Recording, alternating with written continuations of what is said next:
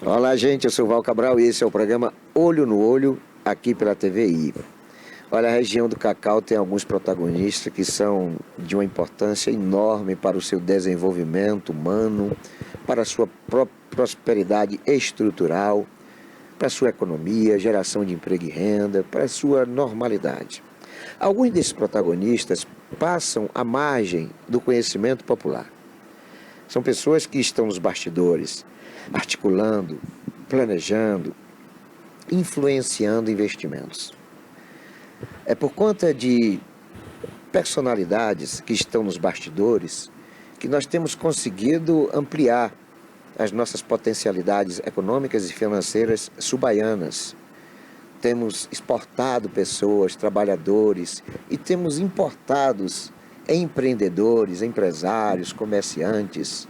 E talvez por conta deste fato é que nós temos atenuante as terríveis consequências do crime da vassoura de bruxa e de crises nacionais, internacionais, estaduais, locais e municipais, porque são crises que se acumulam e cujo resultado é de sofrimento para as pessoas em decorrência de uma situação que recai sobre desemprego, sobre questões que são de ordem social.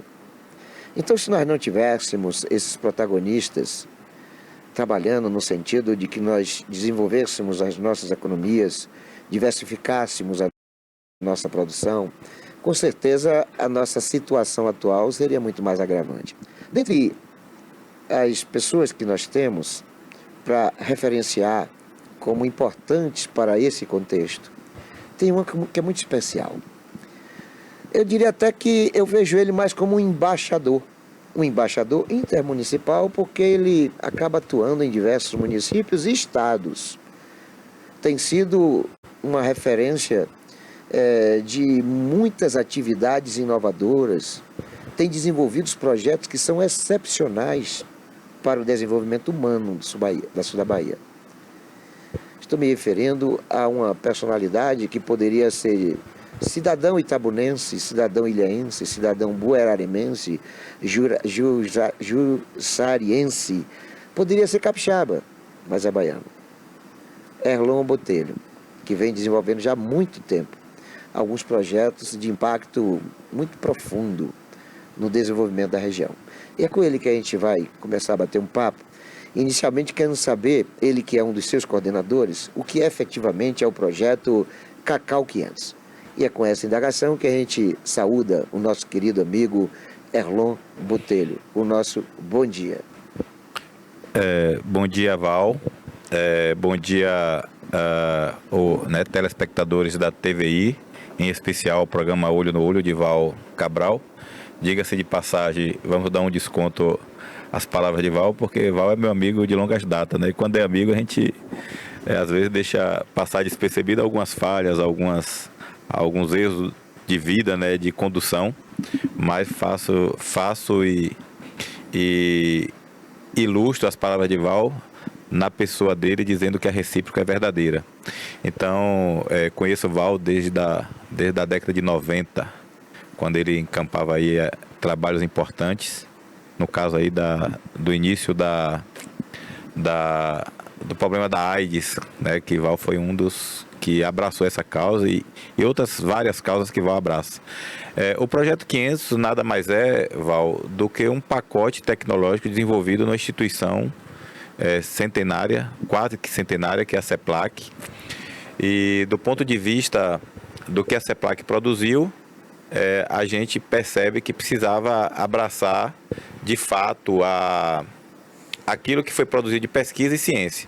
Então, o Projeto 500 nada mais é do que uma política pública de Estado, que o Estado, por sua vez, jogou fora, mas que saiu aí na cabeça de grandes nomes como Ivan Costa, Rosenilton, Milton Conceição, e de forma, vamos dizer assim, voluntária, ele está levando esse projeto aí para vários produtores da região, do Brasil, do mundo, e produtores que estão praticando hoje em torno de 100 arrobas, 500 arrobas, sendo que o que se pratica hoje na produção agrícola regional e nacional é de 30 arrobas.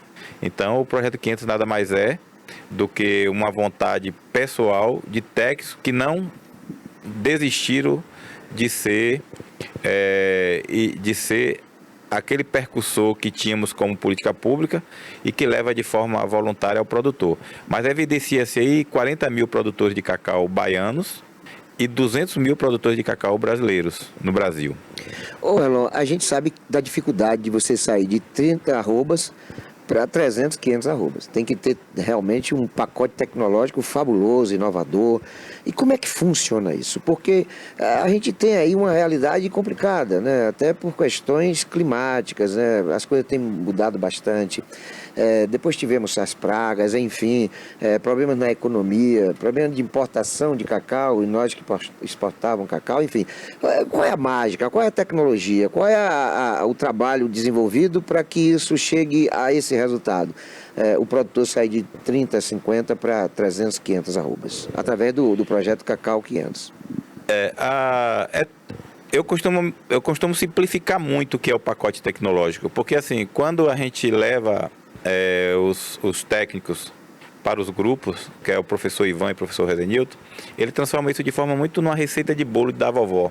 Ou seja, o que é que Ivan fez? Ele pegou tudo que tinha de pesquisa e ciência que a CEPLAC produziu ao longo dos 50 anos, a experiência da extensão, e transformou em módulos.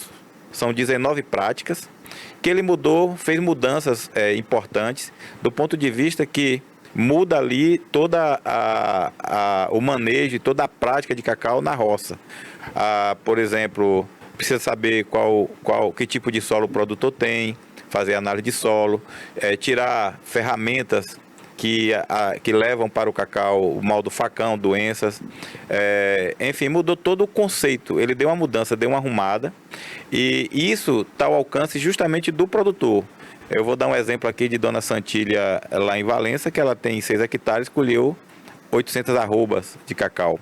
Então, assim, o que precisa? Precisa que a gente volte, que o Estado traga de volta para o seu seio a assistência técnica e a extensão, para que o produtor tenha na sua porteira o agrônomo, o técnico agrícola capacitado para que o produtor receba aí esses treinamentos, e daí o produtor mude toda a sua forma de vida e traga a qualidade de vida para a sua propriedade, garantindo a sucessão e principalmente interferindo na economia do seu município, do seu estado e do país.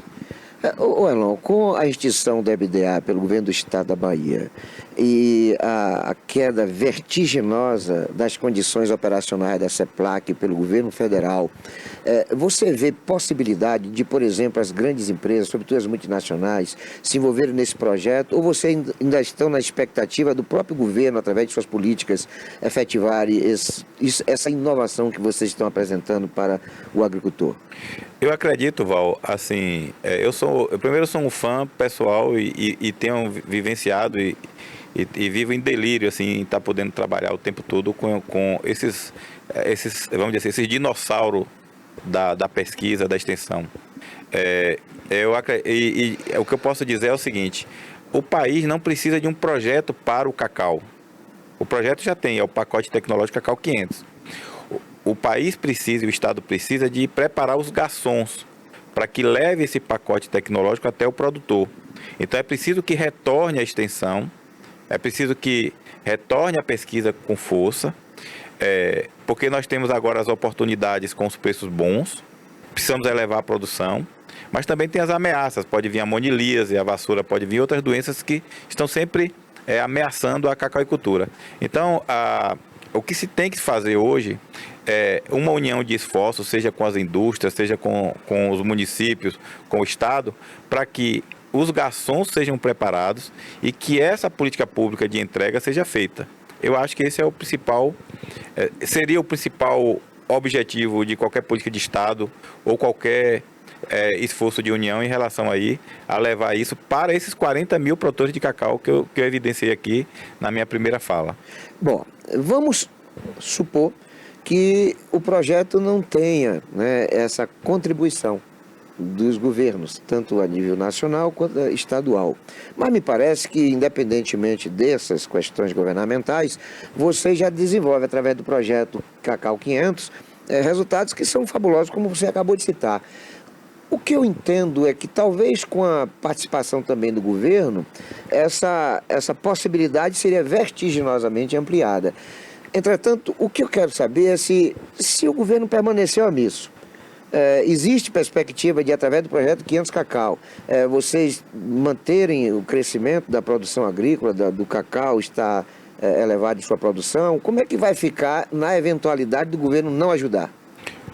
Nós estamos hoje atendendo em torno de 1.200 produtores de cacau em grupos, né? Na região toda. Hoje já ultrapassa aí as fronteiras da Bahia, lá no Espírito Santo, já tem grupos sendo formados. Nós atendemos em grupos. A gente pretende agora treinar 40 agrônomos, porque até então a gente não tem técnicos, Val, preparados no projeto 500, então a gente quer capacitar aí com a carga horária aí de 400 horas, em torno de 40 agrônomos e 20 técnicos agrícolas, na média. E inclusive a gente vai cobrar o TCC desses treinados, para que Ivan e Rosenilton já estão aposentados, já estão com a idade até um pouco avançada, mas a gente quer deixar como legado esses agrônomos. E no caminhar, a gente sensibilizar o governo para que leve de fato a sério a pesquisa e extensão como política de Estado. Eu acredito que eu nada contra a cooperativa, outros órgãos que fazem assistência técnica, mas eu acho que o Estado ele deve se somar a essas instituições da qual eles apostam a sua entrega e faz a sua, vamos dizer assim, faz a sua entrega de responsabilidade no privado, para que a gente consiga transformar isso numa política pública. Eu costumo dizer o seguinte, que se a gente focar no treinamento de garçom e se a gente puder fazer com que chegue isso de fato ao produtor, por si só a Bahia alavanca e passa a ser o maior produtor de cacau do Brasil, e com condições de elevar o Brasil ao maior produtor de cacau do mundo. Esse é um desafio que temos e é possível, está logo ali. Então, e esses desafios vocês têm galgado espaço justamente promovendo encontros temáticos, encontros técnicos, com oficinas, com mostragem de tudo que é possível ser feito no sentido de ampliação da produção. Vocês já tiveram, parece que, 2 encontros. Esse segundo encontro parece que foi aqui em Itabuna. Nesses encontros vocês estão tendo apoio do poder, seja municipal, estadual. Por exemplo, aqui em Itabuna vocês fizeram o segundo encontro, que a informação que eu tenho é que foi sucesso absoluto. O governo ajuda também, tem essa visão de responsabilidade em função de tudo que vem se desenvolvido pelo projeto Cacau 500? Eu preciso ilustrar aqui, nós fizemos o primeiro ano passado no Candia Dória, fizemos para 200 pessoas, chegaram 600. Esse ano nós fizemos para 1.000, chegaram em torno de 1.500 produtores do Brasil todo, inclusive da África, vieram empresários de Portugal conhecer o projeto. O Estado de São Paulo mandou a sua staff para cá para aprender com a gente. Inclusive o Estado de São Paulo tem como programa para cacau e cultura implantar lá 80 mil hectares de cacau, lá no Estado de São Paulo. E eu preciso ilustrar 4 personalidades que nos ajudou muito. O prefeito de Mascote, ele vem há 1 ano, montou uma unidade no seu município. O prefeito de Arataca, Ferlu, ele estabeleceu lá uma unidade. O prefeito de Jussari. Em Itabuna, nós tivemos o apoio muito importante nesse evento do prefeito Augusto Castro, com apoio do presidente da Câmara, Erasmo. A gente falou assim, nós desafiamos ele, foi chamado o evento para Ilhéus, e nós tivemos que nos adaptar, nos acomodar ali no Adonias Filho, porque nós não temos ainda um centro de convenções que acomode aí 1.000 pessoas. E fizemos. Então, respondendo sua pergunta, do ponto de vista político, nós tivemos o apoio desses 4 prefeitos, e o Estado ainda não chegou, mas acredito que sim, que o Estado está começando a perceber, e nós queremos somar esforços, nós não queremos dividir o esforço. Hoje a gente não quer mais essa política de divisão de combate, porque nós temos o quê? Um pacote que funciona e que precisa ser de todos. Positivo. Nesses eventos que vocês promovem, é claro, existem um aprendizado aí para técnicos, para agrônomos. Hoje, em que situação quantitativa está essa realidade? Quais as perspectivas? E onde essas pessoas vão poder atuar?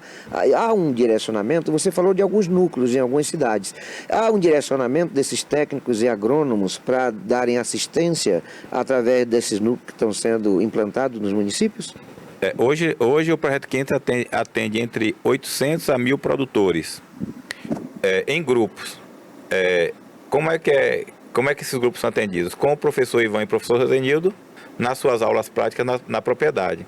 Só que, por perceber que os professores não têm mais esse alcance, né, de tempo e até pela própria idade, a gente está treinando hoje 40 agrônomos, uns 20 técnicos agrícolas, é o que nós pretendemos, esse é o desafio, para que a gente comece a distribuir esses profissionais nessas regiões e a partir daí a gente dá mais descanso ao professor com a supervisão deles. Eu acho que a gente começa um treinamento ainda esse ano, é uma instituição aí bastante importante do cacau, sinalizou isso e a gente já está agora focando nessa meta. Agora é tirar os professores mais das roças, colocar na sala de aula, treinar a turma nova, para que essa turma ajude aí os produtores a ter sucesso e alta produtividade nas suas regiões, né, nas suas propriedades.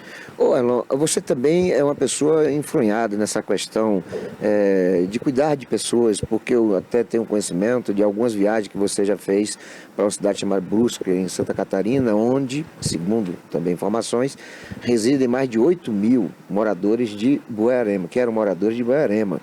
E você articula, por exemplo, você tem uma boa relação com o careca da van, o nome dele? Luciano Hang. Luciano Hang.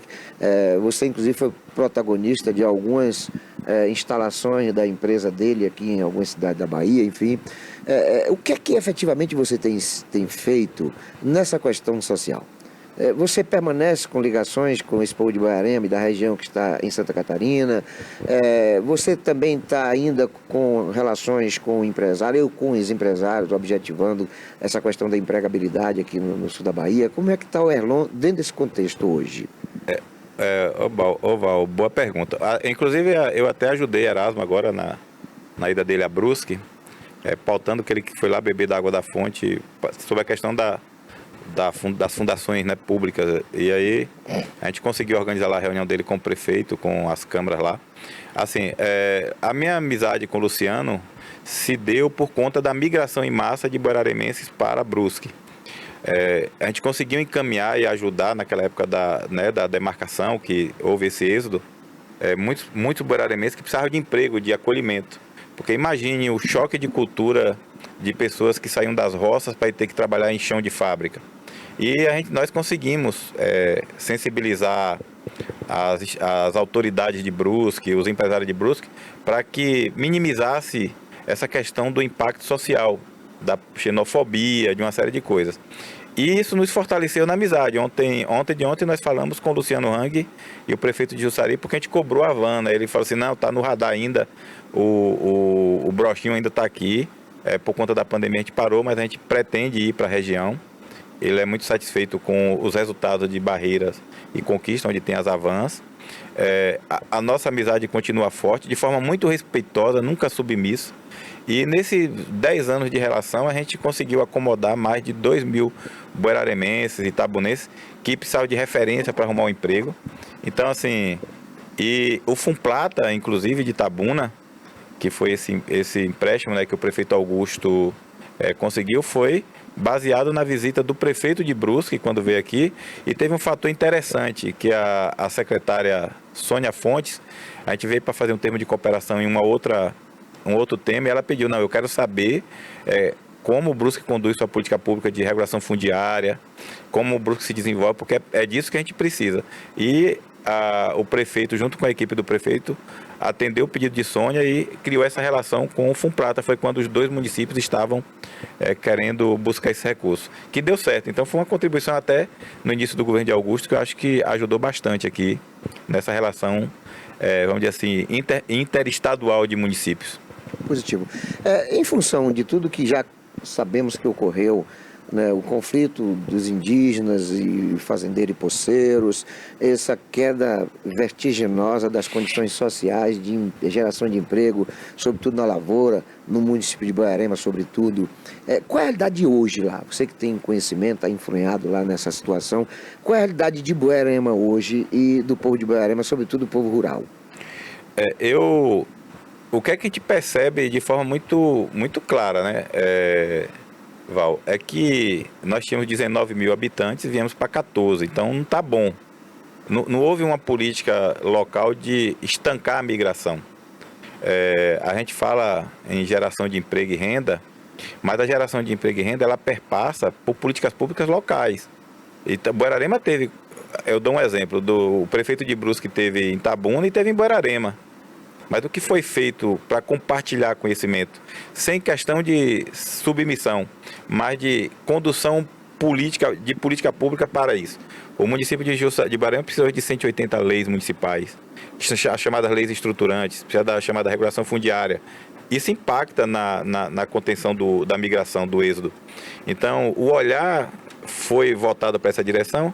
Eu acredito que não. Então, assim, nós vivemos 8 anos de uma administração onde o prefeito atuou em infraestrutura, mas não fez o extraordinário. O extraordinário está justamente em você tentar estancar a migração, manter seu povo ali, criar alternativa para isso, trabalhando na cabeça de cada um, o potencial de cada um, daquele cidadão que tem capacidade de empreender. Então, nesse contexto, a visita do prefeito de Brusque funcionou como tipo assim, ele fez a parte dele, mas acabou uma visita sendo somente uma visita porque não teve resultado prático em decorrência da receptividade que não houve, né? Não acolheram as ideias dele. É isso que você quer dizer, basicamente? Exatamente. Quem aproveitou melhor a delegação de Brusque foi o prefeito Augusto Castro. Assim, junto com a equipe dele, a ilustra figura da secretária Sônia. Isso é fato. E assim, a gente percebe que tem pessoas lá que vivem bem vendendo farinha de Boiarema. Então, o que é que eu posso fazer? Eu não preciso trazer uma indústria de fora para Boiarema. Assim, Val, eu não gosto muito de usar o eu. Mas assim, um dia eu chamei um amigo meu e falei assim, vamos empreender em Boiarema. Ele montou a cerâmica lá. Hoje gera em torno de 80 empregos. Foi um investimento de 8 milhões, que é a cerâmica Celine. Mas para a cerâmica chegar lá, ele começou, acreditou na minha palavra, quando a gente percebeu, o município não tinha toda a estrutura de leis municipais para amparar a empresa, ou seja, ele teria que licenciar a empresa no INEMA.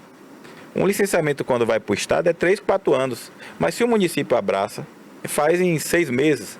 E o que foi que nós tivemos que juntar com os vereadores, aí ilustra aí a Câmara de Vereadores na época do governo Guima, fizemos a lei municipal, criamos um sistema municipal, conveniamos com o INEMA e com poucos meses depois, acho que 2 meses depois, a cerâmica Celine estava apta a operar porque precisava de uma licença ambiental. Se ela fosse buscar essa licença no INEMA, automaticamente nós teríamos a empresa ainda está lá impulsionando. Imagine isso dentro da estrutura de leis chamadas leis estruturantes. E envolvendo uma empresa só, né? Envolvendo uma empresa. Com isso, o que é que aconteceu? Todas as empresas hoje que recebem licenciamento ambiental, a Lava Jato, postos de gasolinas, não precisam ir ao Estado buscar essa licença, porque o município, ele outorga a licença. E tem autonomia também para exatamente. Tanto. Imagine agora você criar o seu pátio industrial, enfim. Mas isso depende do olhar do prefeito e de uma boa Câmara. Então, assim, eu ajudo muito o Jussari, sou muito feliz com o Jussari, porque assim, eu contribuo lá com o Valete e com o Orleans, e os caras são vorazes na captação de recursos. E quando você se junta a pessoas que tem um pouco a contribuir, você impulsiona. Por exemplo, Jussari, a gente colocou lá agora R$1 milhão para a questão ambiental. Na prática, ou seja, o que é isso? Nós conseguimos lá 600 barraginhas, terraceamento, melhoria ambiental das estradas, passagem molhada e, por fim, a recuperação de nascentes. São entregas que precisam ser feitas. Mas para as entregas serem feitas, você precisa pensar o município do ponto de vista do lastro legal dele, que são as leis municipais. Elon, você atua numa região que é a de maior parte da Mata Atlântica no norte e nordeste do Brasil. E existem impostos que favorecem, inclusive, a manutenção dessas áreas, né? Preservação dessas áreas. Mas já há algum tempo a gente vem sendo ameaçado, seja pelo café, seja pelo eucalipto, enfim, algumas outras culturas que são ameaçadoras para a Mata Atlântica. E você também atua nesse contexto aí. O que é que você teria de informação para nós da realidade hoje na Bahia, ou no sul da Bahia, ou na micro do Cacau, em relação à preservação da Mata Atlântica? O olhar deveria ser, eu acredito que o olhar agora deveria ser voltado para o cacau.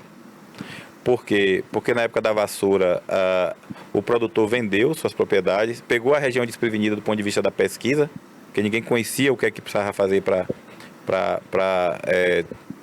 ter aí variedade resistente à vassoura. Existe uma ameaça forte, que é a monilíase, que é pior do que a vassoura, mas a região já está mais prevenida, ela vai chegar, a monilíase vai chegar, o produtor precisa estar com alta produtividade, precisa estar com agrônomo ali na porta da sua fazenda, mas é voltar com a política de cacau em moldes diferentes, diversificado. Então, por quê? Porque o que é que está acontecendo? A maior ameaça hoje é a troca de uma cultura por outra, que é a pecuária por cacau. Então, o que é que acontece? O cara chega do Paraná com dinheiro, então ele pega ali 30, 40 pequenos produtores e compra e faz uma sesmaria. Jussari mesmo era uma cidade basicamente da agricultura familiar. 80% do município hoje é de grandes pecuaristas. Mas a culpa é do pecuarista? Não. A culpa é do produtor que vendeu a sua propriedade? Não. A culpa passa a ser do Estado, que não fomenta, que não facilita o crédito, que não aposta na assistência técnica voltada para aquele produtor. Aí você faz a troca. E aí são uma cultura perniciosa. Por quê? Porque ela emprega menos tanto o café quanto a própria pecuária. Então, além do impacto negativo na questão ambiental. Então, olhar esse. Então, nós estamos sendo invadidos por paranaenses, gaúchos, capixabas, e eles vêm com a visão de alta produtividade. Por exemplo, Ivan Costa, eu vou estar sempre falando dele, que é fora da curva. O paranaense chamou Ivan foi assistir uma palestra de Ivan de cacau e pediu para Ivan olhar a graviola. Ivan foi lá, ajudou os caras a sair, paranaenses, sair de 5 toneladas por hectare para 40 toneladas por hectare. Entendeu? Olhar, então assim, os caras apostam. E é nisso que eu acho que a região deve apostar. Para preservar melhor o que resta, para a gente não ser remanescentes. Positivo. Sim, mas diante de tudo que você tem visto aí, que você tem acompanhado, você vê perspectiva dessas coisas funcionarem a curto prazo? A gente está muito otimista com o animar das pessoas sobre o cacau, né? Então, assim, a gente vê uma senhora chamada Dona Santilha, de 75 anos, colher 800 arrobas em 6 hectares, e se isso virar uma onda, a gente desenvolve essa região de novo. Não mais nos moldes de antigamente, na diversificação, num olhar mais para a técnica da produção. E eu cito exemplo de Lindoel em Una, né, que é a fazenda modelo do Cacau 500. Lindoel tem lá dentro da sua propriedade o açaí, a pupunha e o cacau. E olha que a média de colheita de Lindoel lá por hectare é 300 arrobas. Aí faça as contas, tem 24 hectares de cacau. Então, mas Lindoel mora na fazenda, acredita no técnico. Lindoel hoje já pode dar consultoria. Dona Santilha já pode dar aula de poda. Entendeu? É virar isso assim. Porque o que vai fazer com que preserve a Mata Atlântica é o lucro, é o dinheiro no bolso do produtor. Se a gente não fomentar isso, o paranaense vai vir e vai comprar o resto de propriedade que a gente tem e vai... Para criar gado. E o cenário vai ser mais europeu, mais sul do que baiano.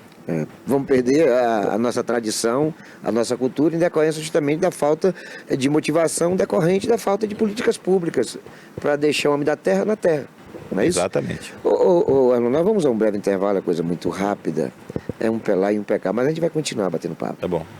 Obrigado. Criada em 2005, a TVI se tornou a primeira emissora de TV por assinatura fora do eixo Rio-São Paulo, transmitida pela operadora TV Cabo para mais de 40 mil espectadores em Itabuna e Ilhéus. Com uma programação 24 horas no ar, a TVI chegou a fazer 6 horas de programação local diária ao vivo, revelando talentos para a televisão baiana. Inserida na Lei do Cabo, a TVI passou a integrar o seleto grupo de TVs com programação qualificada junto à Ancine e contribui com a capacitação do mercado audiovisual da Bahia para a captação de recursos para a produção de minisséries, reality shows, documentários e outros produtos de entretenimento para as mais variadas plataformas. Equipada com estúdios de áudio e vídeo e modernas ilhas de edição, a TVI também está preparada para trabalhar no jornalismo factual local, inclusive utilizando sua unidade móvel SDNG.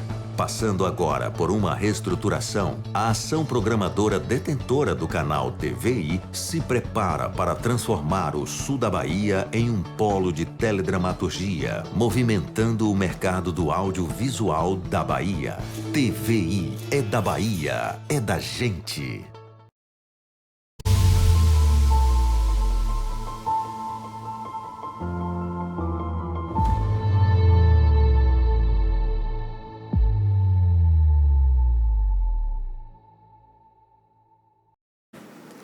Olá, gente, eu sou Val Cabral e esse é o programa Olho no Olho, aqui pela TVI. Olha, Boiarema é um dos municípios onde a direita tem mais consistência eleitoral. Tanto que o município já teve prefeito, inclusive do PT, mas as informações que eu tenho é de que o PT lá não tem mais essa força que tinha.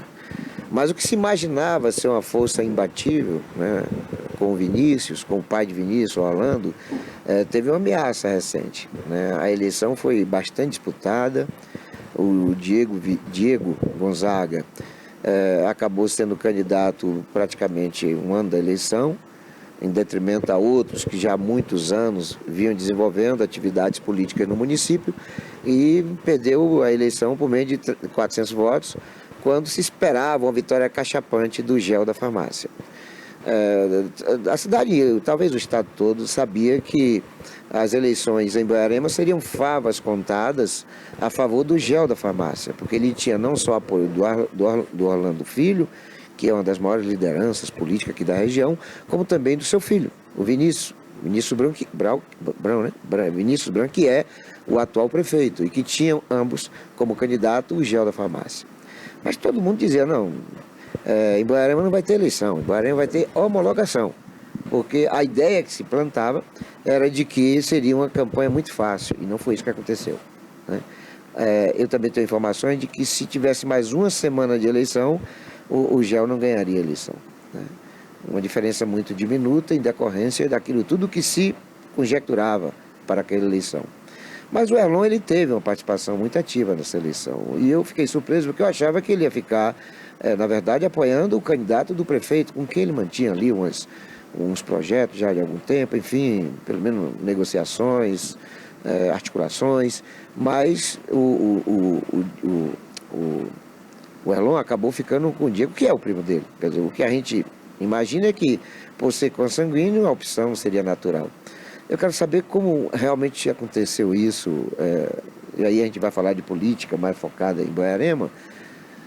Como aconteceu essa eleição? Foi surpresa para vocês essa derrota diminuta, ou vocês tinham convicção de que daria para ganhar?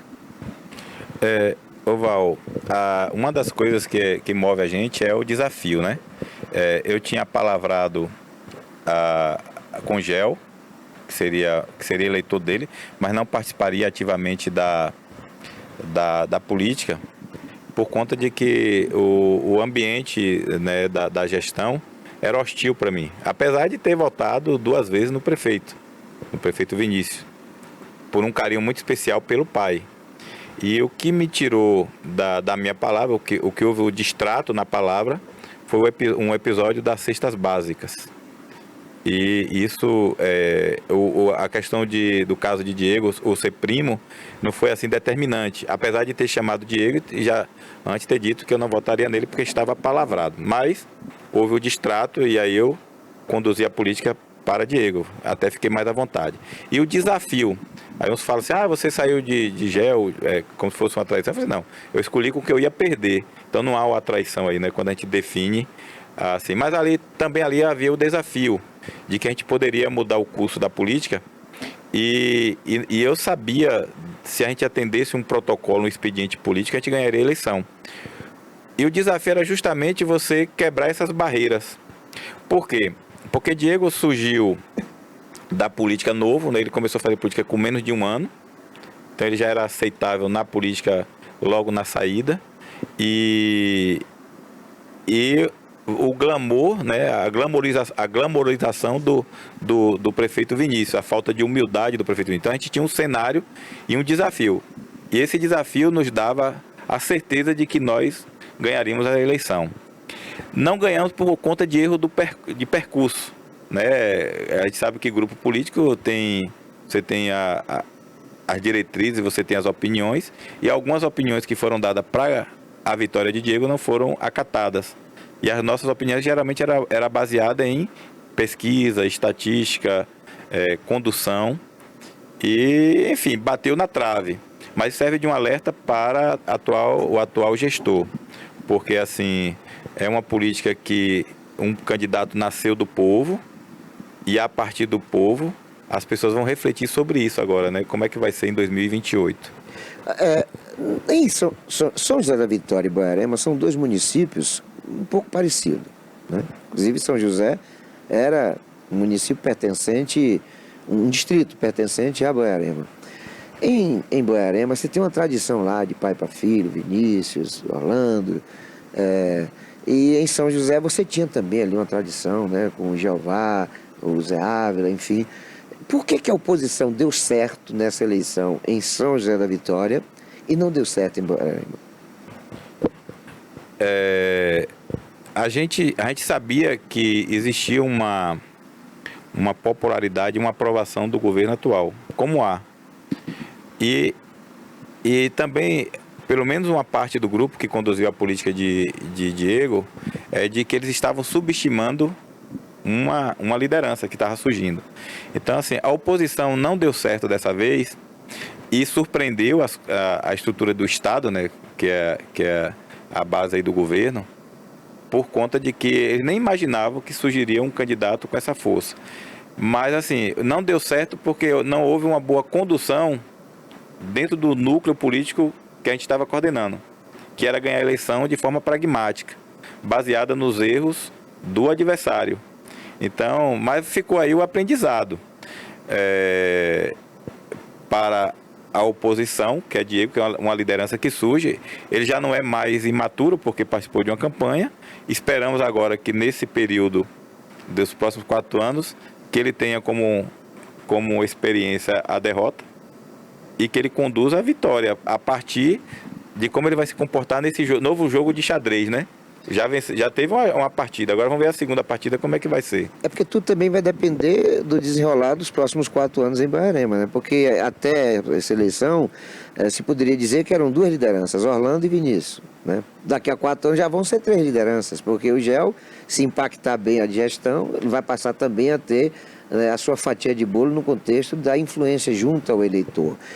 No caso de Diego, há um esforço para manter o grupo. Por exemplo, houve uma divisão das oposições, né? Você acha que vai perdurar essa divisão? Será que os outros candidatos, os outros segmentos de oposição ao grupo de Vinícius, vai poder compor com o Diego na próxima eleição? Ou está muito cedo para abordar esse tipo de assunto? Eu tive conversando com... que política não está sendo muito minha cachaça ultimamente. Cacau 500 é meu café da manhã, sim, né? Sim. Assim, mas a gente como acaba... você é agente político, a gente acaba se envolvendo, sim. assim. E tem aquela questão do desafio também. Sim. O que eu disse para Diego é o seguinte, é um novo tabuleiro de jogo, né? A gente tem que saber agora, o cenário é outro. Hoje o cenário é Vinícius, é Gel, é ele, Ari Osvaldo, né? Tá no tabuleiro. Então, assim, como é que vai jogar esse jogo? Como é que vai movimentar essas peças? E uma questão, assim, uma pergunta que é interessante, assim, o que é que, se você fosse me fazer uma pergunta, assim, o que é que Gel, Vinícius e Diego têm em comum? Aí eu respondo a pergunta. Gel e Vinícius têm algo em comum. Diego não tem algo em comum com os três. Por quê, Val? Porque Gel e Vinícius são candidatos oriundos de Orlando Filho. Orlando Filho que lançou o Filho, e Orlando Filho lançou Gel. Mas Diego não. O Diego nasceu de uma vontade popular. Ele nasceu lá de uma quadra de futevôlei, do teatro, que ele é ator de teatro, né? É um policial, ele encena Jesus Cristo na Paixão de Cristo, é poeta. Então Diego nasceu daí. O cenário tá aí, o tabuleiro do jogo tá aí. Como os dois vão se comportar diante do seu criador, né? E eu percebo que às vezes as criaturas se viram contra os criadores. E Orlando Filho é uma força política em Jussari muito importante, em Buerarema hoje muito importante. Então eu disse isso, olhe o cenário, veja o tabuleiro do jogo e conduza a sua política, porque ele é um menino bastante popular, querido na cidade, bom em rede social. Bom, pela sua resposta, parece que há uma expectativa de rompimento político de Gel com Vinícius, de Vinícius com o pai, e me parece até que nas eleições estaduais essa ruptura já ocorrera, porque eles estiveram com deputados distintos. No caso de Gel, dentre as alternativas que vocês estão conjecturando, está a de rompimento, de ruptura de Gel com esse staff. Isso estou entendendo certo, é por aí? É uma perspectiva, né? É uma tendência. A gente não sabe se vai se concretizar. E o que Diego precisa pensar, e eu pensaria no lugar dele, é que causa eu vou defender para Buerarema. Eu preciso tirar Buerarema do isolamento político. Eu preciso conduzir Buerarema para que Buerarema tenha os benefícios de uma gestão, porque não tem. Buerarema é isolado do Estado e isolado do governo federal. Buerarema vive sob as emendas de um deputado só, que é Dilmar. Diego vai conduzir sua política junto ao Estado para trazer os benefícios que Buerarema precisa, porque Buerarema é muito sacrificada. Até o momento, quem pode representar isso é Diego. Mas o fato dele ou ter ligações, ou flexibilidade de relações com o governo do Estado, que é um governo do PT, o governo da União, que é um governo do PT, em um município que tem ojeriza ao PT, você não acha que já é um entrave aí? Olha o que eu vou lhe dizer agora. A gente questionou isso com o Gasparetto e com um dos marqueteiros do governador Alckmin, que é Raimundo Mundico Lued. Você precisa conhecer esse cara, é daqui da região e ele ajuda esse cara todo. Então esse foi o desafio. Eles achavam que a gente não ia chegar a 600 votos de diferença, a gente ia perder. Nós chegamos um momento que tínhamos chance de ganhar com 150 votos de frente. E eu estou dizendo isso, e você vai até estranhar eu dizer, eu no lugar de Diego, eu precisava primeiro criar a causa, e a causa é desisolar Buerarema, porque assim, já está consolidada a questão indígena. Olha o que é que eu estou dizendo. Tem que pacificar, trazer o desenvolvimento econômico para o município e criar essa ponte entre o Estado e o governo federal para que Buerarema tenha benefícios e políticas públicas de impacto, porque Buerarema vive uma crise social e de miséria muito grande. Mas dá para conviver, por exemplo, a questão indígena com a população em si de Buerarema? Porque eu acho que diante de tudo que já aconteceu? Porque eu acho que já está na hora de pacificar. O que se perdeu e reconstruir. Inclusive até mesmo como forma de compensação de um isolamento político que Buerarema passou. E a população de Buerarema respondeu agora. Não existe mais uma unanimidade de que tem que brigar com o Estado. Porque nossos cidadãos estão já em Brusque, foram embora, estão nas periferias aí do Espírito Santo, de Porto Seguro, e isso tem que acabar. Quem pode representar isso é Diego. Te falo com essa convicção. Se for para trazer o desenvolvimento do que sobrou de Buerarema. Nessa questão ideológica, é claro que essa coisa da ligação de determinados grupos políticos com o PT prejudica eleitoralmente no município de Buerarema, que na Bahia toda só dois municípios deram mais votos a Bolsonaro do que Lula. Um foi Barreira, lá no norte, e o outro foi Buerarema. Só que Buerarema já vem umas 2 ou 3 eleições dando manifestações de indisposição em estar com o segmento petista. A outra questão é a da corrupção. né? Por exemplo, o Eunápolis elegeu recentemente um ex-prefeito que chegou a ser preso como ladrão. Me parece que o povo não tem muito essa coisa de rejeitar o cidadão que já foi preso como ladrão, né? O chamado rouba mais faz e tal. Nesse contexto, vocês têm algum conhecimento? O governo de Vinícius é um governo de corrupção? Vocês, sendo de corrupção, vocês exploraram isso? Como é que foi essa política no sentido de denunciar ou aceitar que não houve corrupção? O governo de Diego começou a fazer política muito tarde, porque Ari Osvaldo era para fazer o papel da política de enfrentamento. Então, assim, é claro que as questões sociais de Buerarema, elas são muito gravíssimas do ponto de vista da pobreza, da educação, da própria saúde. Em relação à questão da corrupção, Val, a gente não pode afirmar assim, mas tem um olhar que a gente precisa entender do que foi Sérgio Moro no país, né? E da filosofia, vamos dizer assim, investigativa do juiz italiano que inspirou a própria Lava Jato.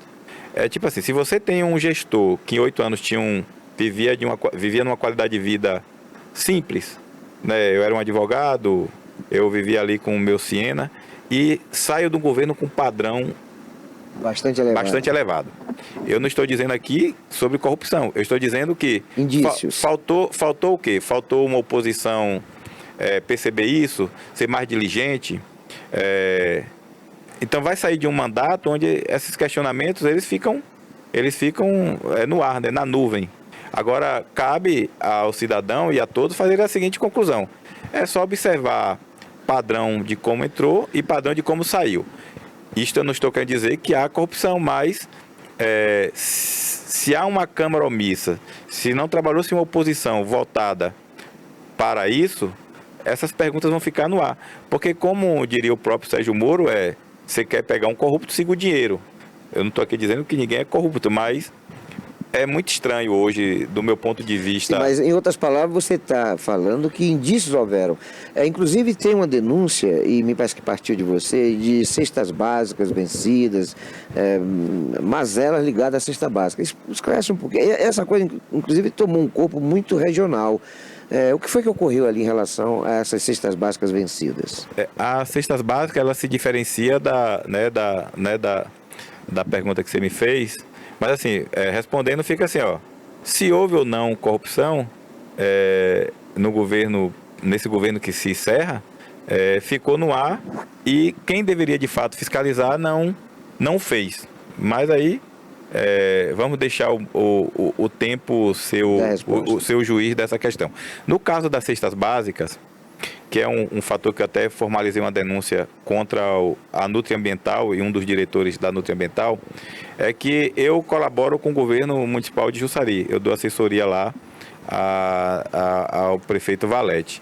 E o prefeito Valete percebeu que estavam chegando carretas de alimentos vencidos para a população para irrigar a campanha do adversário, que era o vice-prefeito de Valete. E Valete criou uma força-tarefa e estava vindo de Buerarema, da Nutriambiental. E eu fiz parte da força-tarefa para coibir o derrame de cesta básica no município, porque ali estava em jogo toda uma condução política do prefeito. E como meu amigo particular e como parte colaborador da gestão, a gente atuou e conseguimos identificar que foram distribuídas mais de 800 cestas básicas vencidas. Então, eles estavam fomentando a política do adversário, o prefeito veio para o enfrentamento e o proprietário da Nutriambiental e o gerente acreditam que eu fui o delator. Não, eu fiz parte de uma força-tarefa, a pedido do próprio prefeito. Isso, para mim, já havia pacificado. E, ultimamente, um dos diretores ficam dizendo que eu já estou perto de ir para uma cova rasa. Assim, estão lhe ameaçando. Como é o fato da ameaça, e a ameaça você deve não ignorá-la, eu preferi registrar a queixa e abrir aí uma linha de investigação. Apesar de que esse caso das cestas básicas está no Ministério Público de Buerarema, da comarca de Buerarema. Mas essas ameaças, você já identificou que é ameaça? As pessoas ou a pessoa no contexto? Olha, a pessoa que é o diretor, um diretor da Nutri Ambiental, mas eu acredito... Se quiser dar o nome, pode ficar à É o vontade. Adriano. Foi o Adriano, porque tá público, né? Agora, eu acredito que um diretor não faz uma ameaça se o dono ou CEO da empresa não está de comum acordo. Inclusive, na delegacia, o advogado do Adriano foi patrocinado pelo próprio empresário. Porque assim, eu dei a oportunidade de pacificar isso, porque eu não quero lutar essa guerra, entendeu, Val? Eu tenho muita coisa, como eu falo assim, meu café é o Cacau 500. Você não quer entrar em outra frente para não gastar seu tempo. É muito... Mas também você não pode ficar omisso, porque quem também, cala consente. Exatamente. E assim, eu acredito que, como eu falo, aí a narrativa é de que eu estou querendo tirar a empresa da cidade. Eu sou adepto de trazer a empresa para a cidade. Quando eu associei lá atrás a pergunta, né, sobre possível corrupção no governo e a Nutri Ambiental, é que eu vi uma correlação, né? Não sei se por tratar de Boiarema, mas qual é como é que funciona a Nutri Ambiental? Porque a informação que eu tenho é que muitos alimentos que perdem validade vão para lá e eles fazem uma reciclagem. Como é que funciona essa empresa para chegar a essas cestas básicas? Como eu tenho 20 anos que eu passo ali na Ibal, nunca olhei para o lado. E tem uma pergunta, esse dia eu falei para um deles, quem cruzou o caminho de quem? Eu não cruzei o caminho da Nutri Ambiental deles, eles cruzaram o nosso caminho, lá em Jussari. Apesar de saber que a prática da distribuição dessa cesta já vem há algum tempo, mas não me interessava isso. Então, funciona da seguinte forma, pelo entendimento que eu tive, de que a empresa ela tem uma outorga para coletar os alimentos vencidos de atacadões, vem do Brasil todo. Os atacadões e os mercados confiam a você a destruição desses alimentos e você deve destruir esses alimentos. De que forma? Ou fazendo ração animal, ou incinerando, ou jogando no aterro. A informação que o prefeito de Jussari Valete, que diga-se de passagem, sabe, é que eles estavam transformando esses alimentos em cestas básicas e distribuindo para a população, para fazer política. Quer dizer, comida estragada. Comida estragada. São dois crimes aí. Há um crime eleitoral e há um crime comum. Exatamente. Porque a legislação eleitoral estabelece a regra de não haver brindes, presentes, distribuições de benefícios ao eleitor. Aí ele já está incorrendo numa ilicitude eleitoral. Aí depois tem o crime, né, de você fornecer alimento estragado, que pode ter como consequências doenças, infecções, etc. A denúncia que você fez foi só na Justiça Comum ou também na Justiça Eleitoral? O que é que eu fiz em relação à ameaça? Porque a denúncia foi feita pelo município de Jussari. Sim, mas que tinha você também como um dos protagonistas. Aí, quando foi feita a denúncia, o prefeito me chamou para ajudá-lo. E o que é que acontece? E o interessante da denúncia é que o delator da empresa foi da própria empresa para o município, para o prefeito Valete. Sim. Dentro do grupo do adversário do prefeito Valete, que era o vice-prefeito Amaral. Então, aí aconteceu assim, as pessoas de Amaral vazavam para Valete as informações, e no dia que foi feita a força-tarefa, as pessoas de Valete vazou para Amaral, que ia ter uma força-tarefa para prender as carretas, o caminhão de cesta básica. Veja aí, eu só sou um dos que estavam ali colaborando com o Valete. Então, assim, a denúncia foi pública. E houve apreensão desse veículo? Houve a distribuição e gravou-se isso em Itaju do Colônia, que eles estavam distribuindo também em Itaju do Colônia, mas a ação aconteceu no descarte da empresa no município de Boiarema, onde estavam jogando alimento para fazer comida para porco. Entendi. Estava dando in natura para porco. Em função de tudo isso, a sua opinião sobre a Nutri Ambiental é uma empresa séria? É uma empresa que está pensando somente explicar o que está acontecendo de dúvida? Eu acredito, Val, assim, para ser sério, não precisa estar se envolvendo nessas confusões. Eu acredito, assim, que é uma empresa que pode sim contribuir para o desenvolvimento de Boiarema, já que está lá, está instalada, tem uma função social, tem uma função empresarial. A social é destruir alimento, a social é transformar esses alimentos em geração de emprego, e cabe ao CEO da empresa, o senhor Robson, a conduzir isso de forma isenta, sem se envolver em política, atender a legislação municipal do meio ambiente que eu ajudei a criar, para que ele tenha o devido licenciamento, e esquecer, vamos dizer assim, as divergências pessoais. Porque assim, é uma guerra que eu não quero lutar, eu quero estar cuidando dos meus projetos, ajudando os municípios que me abraçam e que eu abraço também. Mas também se tiver de enfrentar... Mas se tiver que enfrentar, por isso eu te agradeço por estar aqui hoje no seu programa, porque esse enfrentamento nós vamos fazer. E é importante que se diga, isso é dentro do patrimônio da União, que foi dentro da estrutura da CEPLAC, da qual eu fui o principal coordenador para que esse patrimônio viesse para o município. As minhas digitais estão lá no patrimônio da União, se pegar... Os galpões. Os galpões. Então, assim, essa é a minha contribuição.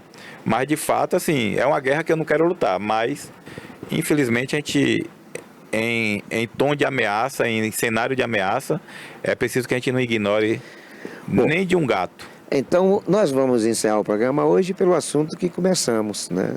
No nosso bate-papo. Projeto Cacau 500. Para encerrar, o que a região pode esperar disso aí? A região, Val, ela precisa abraçar o Projeto 500. Nós temos aí, eu preciso ilustrar esses dois grandes nomes, que eu tenho o prazer de trabalhar junto deles, que é Ivan Costa e professor Rosenilton. Digo que igual esses dois homens não existe dois no mundo, no planeta. Enquanto eles estão aqui com a gente, trabalhando, a gente precisa beber da água dessa fonte. E a minha missão aqui é levar o maior número de produtores, toda essa tecnologia, fazendo difusão e convencendo todas as instituições para que a gente faça um caminho de volta e que nos unamos em torno do produtor e do cacau. Isso pode ser de estado, pode ser de empresa, pode ser de município. Eu acho que essa é o grande recado que eu dou, mas especialmente lhe agradecer por esse momento hoje. Valeu, querido. Nós é que agradecemos, é óbvio que outras oportunidades virão.